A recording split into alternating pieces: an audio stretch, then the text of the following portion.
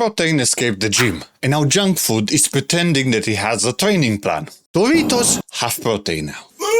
And that sentence alone sounds like something you'd read on a packet during a fever. Since Doritos, the crisp that you eat when dinner has collapsed, and you're standing there in the kitchen at midnight crunching orange triangles like a person with no witnesses. But now, this bag alone says that it has 10 grams of protein. So suddenly, this isn't a snack anymore. It looks like recovery. The same crisp that leave your fingers looking like you assaulted a traffic cone are now acting like they're part of chest day. When you're growing up around Europe or in other parts, if you wanted protein, you ate some eggs, or back in the day, tuna, chicken, or pate on a bread like a normal financial damage household that you are. Pate was the protein bar of poor people. Nobody said macros, let alone weighting it on a scale. You just ate it. Now Brandon over here needs protein Doritos because his snacks has to support his fitness journey. Brother, your fitness journey is opening the bag without ripping it down the side. And Doritos already had the perfect job. Be loud, be orange. Like the crunch is all part of the Doritos and the chips experience. Chew in your breath, cut the roof of your mouth a little bit, and that was beautiful. Then some marketing nut job in there looked at this little crime scene and thought, what if shame came with 10 grams? And people just accepted it. You put one big protein number of the packet and everyone starts acting like they're hypnotized. Calories, salt, ingredients, they don't matter. The triangle has gains now. And it's Doritos. It's stupid. You laugh at the gym crisp eventually, but you think that's the stupid version of this idea here. Yet a mac and cheese walks in wearing a vest. Kraft made Power Mac. Power Mac is mac and cheese with 17 grams of protein because apparently yellow sadness now requires you to have a personal trainer. Mac and cheese is not fitness food. It's what you eat when cooking feels like bullying. This is what you cook when you're to that level. When life has slapped you all day and even chopping an onion feels like a court sentence, this warm paste for adults who pay council tax and still need emotional supervision, it has protein now.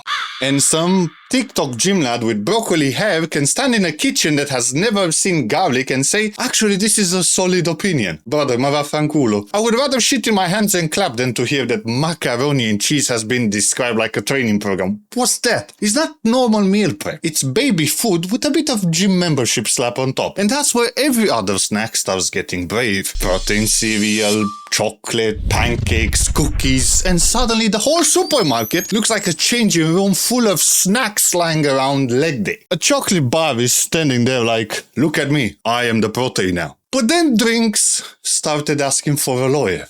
And now Starbucks decided to bottle coffee with 20 grams of protein in it. Coffee already had one job.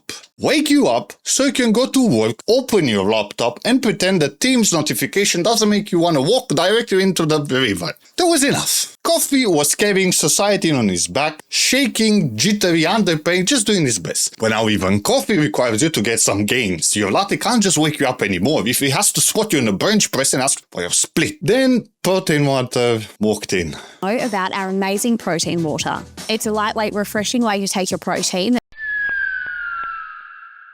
Water. The original, the classic, the thing that stops your organs from becoming raisin. Water was finished. Perfect product. No DLC required, no battle pads, no patch notes. We don't need that. Again, some marketing bloke got bored in trainers, still looked at it and went, can we make this thing more annoying?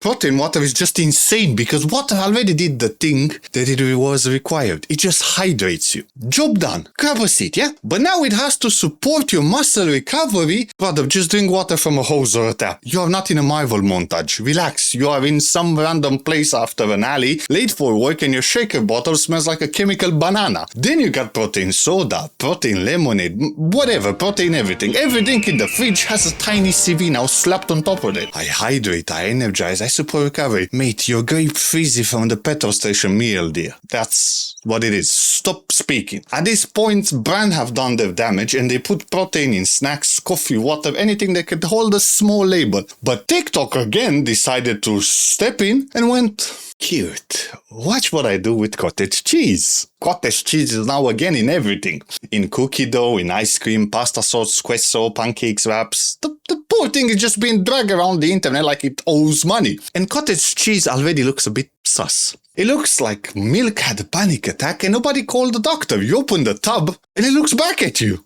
Like it knows your family secrets. TikTok treats this thing like it's magic. Every video starts with someone holding up a tub and saying, trust me. No. That ain't cooking. That is what a dude would say before selling you a fake perfume outside a train station. Then they blend that thing with cocoa powder, sweetener, Greek yogurt, protein powder, cinnamon, unpaid rate, childhood trauma, and whatever else is sad in that cupboard, and out comes beige cement. Then comes the nod. This fake little nod. I already logged this into my fitness pal, so now I have to defend it with my life nod. You know that nod, specific one. It tastes like cookie dough. No, it doesn't.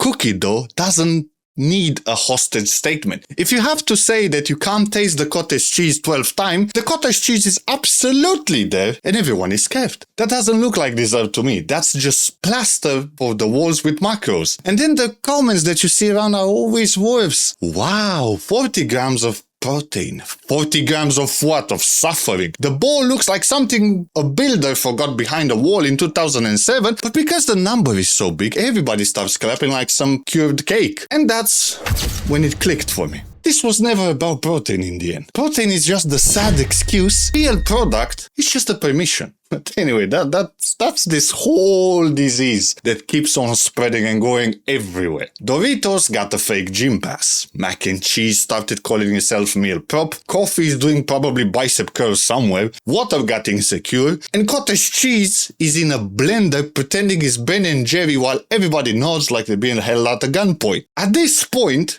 just eat the normal thing. Eat the crisp, eat the chocolate, eat the cake, eat my ass. Nobody cares. It's fine. But don't stand there with beach cottage cheese cement on a spoon telling me that tastes exactly like cookie dough. I would rather drag my crown jewels in a dessert full of glass than sit there and pretend that this sad little bowl is a dessert. It's not dessert. It's punishment. It looks like you gave yourself because your number was too big or something. And that's what protein became. Not food, nor fitness. It's just a permission slip for people who want to eat nonsense and still feel like they're disciplined little soldiers running around. If you want protein, just eat your eggs, eat tuna, eat some chicken and rice, eat pate on a bread like real men, and stop turning every snack into a failed fitness influencer. Doritos are still Doritos. Mac and cheese is still yellow regret at the end of the day, and protein water is just a stupid cry for help. And cottage cheese cookie dough is still what happens when dessert gets bullied by my fitness pal.